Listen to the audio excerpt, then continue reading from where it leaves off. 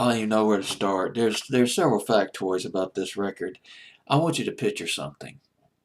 A rock band and a recording studio. They're making an album.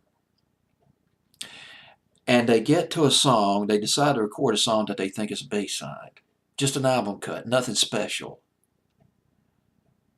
And the song that they record as a B-side, this has happened numerous times over the years, believe me. A number of songs have been B-sides that become hits. Well, anyway, they record the B-side or the album cut, and it becomes the hit. It happens so often.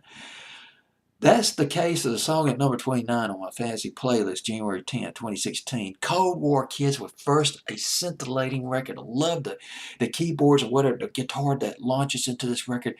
It's the 90s. Kind of reminds me of the 90s, kind of a cross between Verve, who did Bittersweet Symphony, and they did another song after that that was brilliant, and Matchbox 20, maybe a cross between Verve and Matchbox 20. Satisfying listen. Put it on the top 40 playlist. It just adds a little something, a little eclectic mix to a top 40 playlist to a listener who's not necessarily superficial. But anyway, let's go to number 29, Cold War Kids were first. Nathan Willett, the leader of the band, former high school teacher, band formed in 2004, California, and they went to the recording studio. The album was called, I forgot the name of the album, and I rehearsed this. Well, these things happen. Let me wait till my chicken scratch right here, my thick chicken scratch. The album, I know I got it written down on here somewhere. My goodness, you know it is late. It's well past midnight now. Hold My Home. That's the name of the album. So, this record first, ironically, despite the title of the song, the very last song to be recorded on the album.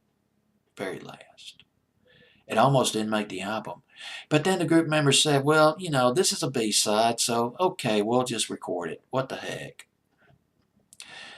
And when they finished recording the album, they sent the tracks. They sent the songs to management, to their management, to the record company, to their record company, sent the demos to their record company, and their management and the record company, they flipped.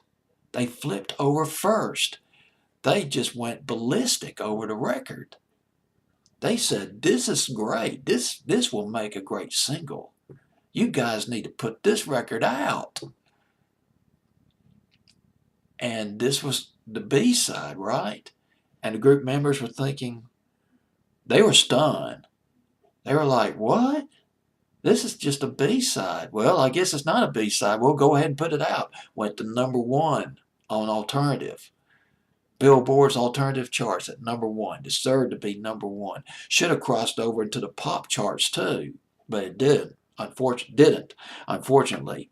Cold War Kids were first at number 29 on my fantasy playlist. Oh, one other thing. Oh my goodness, you're not going to believe this. You're going to love this story. Very quick story. These guys had some balls. They opened for Metallica. They played before Metallica. Yes, Metallica. At a festival in Belgium.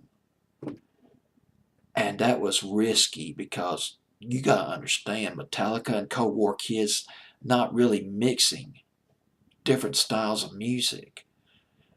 And the people who are in the festival, they want to see Metallica. They don't give a rat's you know what about Cold War Kids.